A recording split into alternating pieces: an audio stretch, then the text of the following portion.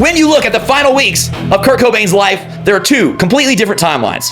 One is the narrative you were sold by the media, and the other is the narrative backed up by the timeline of his actual actions. Timeline 1 is the official story. We're told that during his 1994 European tour, the fame simply became too intense. He couldn't handle the spotlight anymore, cracked under the pressure, attempted suicide in Rome, and then returned to Seattle to finish the job. It's presented as a tragic straight line of depression. But then you look at timeline 2, the actual sequence of events.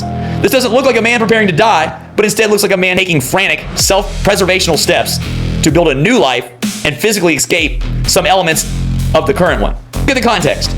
Courtney Love had been flagrantly cheating on him and completely blew off his birthday during the European tour.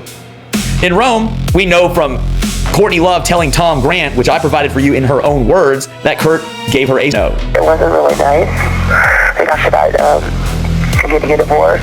He then contacts attorney Rosemary Carroll from Rome, asking for the meanest divorce lawyer he can find and demanding a new will be drawn up that completely cuts Courtney out of his multi-million-dollar estate. That very same night, he's found unresponsive in a coma. He overdosed on Courtney's prescription medication, Rohypnol, roofies, a memory-erasing sedative that can be administered one at a time until the victim is completely chemically incapacitated.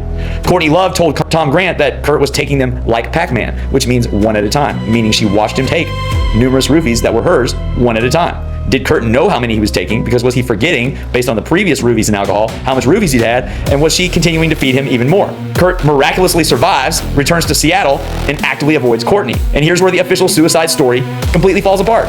Kurt was making concrete future plans. He runs into photographer Charles Peterson, gives him a brand new phone number, and tells him to reach out.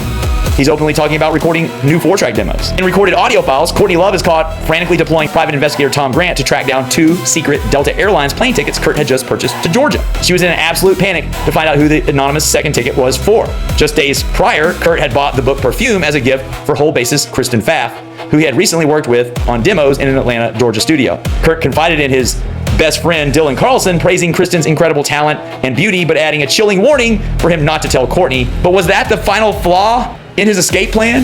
Was Dylan Carlson a double agent? Did Kurt's misplaced trust in Dylan leak the situation with Kristen to Courtney? Almost immediately, his environment was locked down. On April 2nd, Kurt calls the police to report a break-in and that his car's tires have been slashed, trapping him at the house. On April 6th, 2 days before Kurt's body was even discovered, attorney Rosemary Carroll found Courtney Love's backpack at her home. Inside was a handwriting practice sheet. Someone had been explicitly tracing and mimicking Kurt Cobain's unique handwriting, leading Carroll to tell Tom Grant that the suicide note was likely forged. In my mind, if you're completing a checklist for suicide, you finish the will first. He was all over Seattle and LA for weeks after he contacted Rosemary Carroll asking for a will. Why doesn't he go and sign the will before he takes his own life?